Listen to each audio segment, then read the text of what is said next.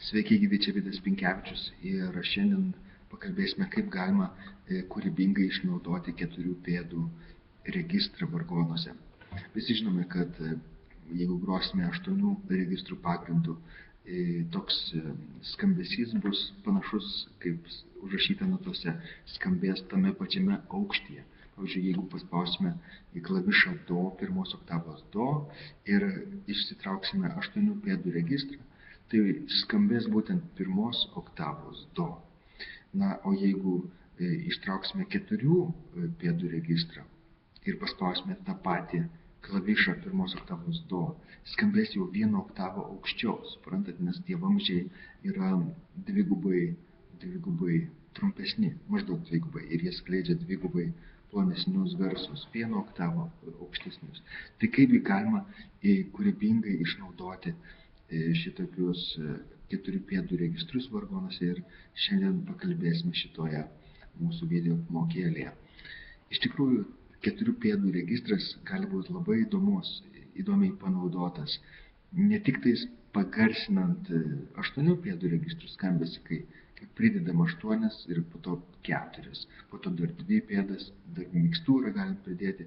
Čia net ne apie tai noriu pakalbėti apie tai, kaip galima grynai groti be 8 pėdų registrų pagrindų.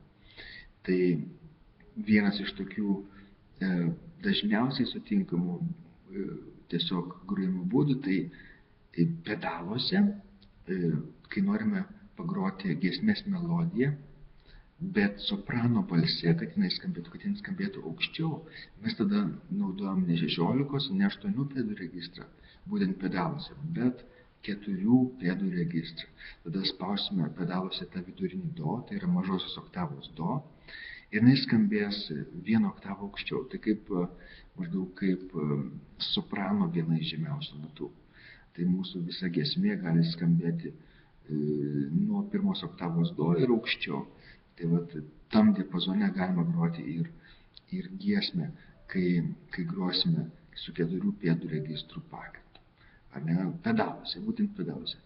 Taip pat galima išnaudoti puikiai ir rankomis groti 4 pėdų registrą, dėl to, kad net ir kokios nors apgriuvusiuose vargonuose ar labai neįdomiai pastatytuose vargonuose, kokios nors moderniškose vargonuose, kur daugumas registrų yra tokie nuobodžiai skambantis, neįdomus, nespalvingi, vis tiek mes dažnai atrasime nors vieną gražų ir spalvingą registrą. Ir dažniausiai tai būna būtent 4 pėdų, koks nors ar principalas, ar fleita. Ir dažnai, jeigu mums reikia 4 pėdų kokio nors arba 8 pėdų registro, mes galim vietoj to paimti 4 pėdų registrą ir groti 1 oktavą žemiau, kad skambėtų tam pačiam aukštyje, kaip norisi, kaip užrašyta natose.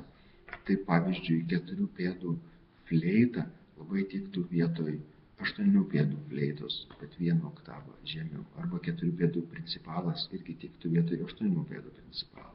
Galima vienos rankos partiją groti tik tais oktavą žemiau su 4 pėdų registru, grojant kokią nors giesmę ir norint išnaudoti solinę melodiją. Pavyzdžiui, galim tada groti su 4 pėdų principalu, bet 1 oktavą žemiau, tik dešinės rankos partiją, tik soprano melodiją. O altas ir tenoras būtų grojami tik tais kairė ranka, o pedaluose galėtų būti boso linija su 16 ir 8 pėdų registrais. Tai va, čia tarsi būtų jau solinis registras dešiniai, bet su 4 pėdų pagrindą grojamas 1 oktavų žemiau. Taip pat kitas būdas yra groti ne tik dešinę ranką, bet visus balsus 1 oktavą žemiau.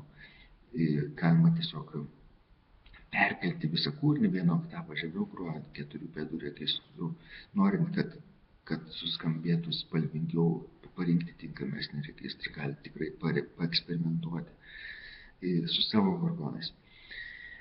Taip pat, aišku, galima ir groti taip, kaip parašyta, bet su 4 pėdais, su 4 pėdų registru. Neperkeliant nei žemiau, nei aukščiau, bet vietoj 8 pėdų registrų pagrindų naudoti 4 pėdų registrų. Pavyzdžiui, toks skambesys būtų labai žaismingas ir šviesus, skaidrus. Tai dažnai tokie polifoniniai kūrinėliai kaip kansonas ir grojami, reiškia, būtent 4 pėdų registrų pagrindu. Čia tarsi mažos tokios fugos būtų, bet jos žaismingos, greitos ir dėl to labai tinka groti jas 4 pėdų registrų pagrindu.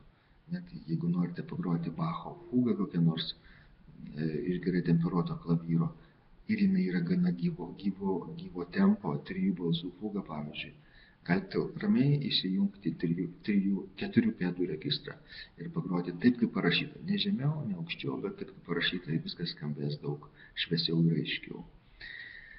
Ir dar vienas būdas, kurį šiandien galiu paminėti, yra skirtas solo choraliniai linijai su dešinė ranka, kad mes vietoj įvairių aukštumų fleitų, pavyzdžiui, 8, 4 ir 2/3, toks gražus skambesys dešiniai rankai, galėtumėm parinkti 4, 2 ir kvintą, 1 ir 1/3 ir viską groti 1 oktavą žemiau. Skambės tas pats, kas 8, 4 ir 2/3, bet mes naudosime tikrovėje tik 4, 2 ir 1 ir 1/3 kvintą. Ir toks skambesys dažnai irgi būna labai įdomus ir spalvingas, vargonuojant ne tik tais giesmes, bet ir įvairius choralinius preliudus. Tai va, paeksperimentuokite su 4 pėdų registrais, pamatysite, kaip pasikeis jūsų vargonavimas.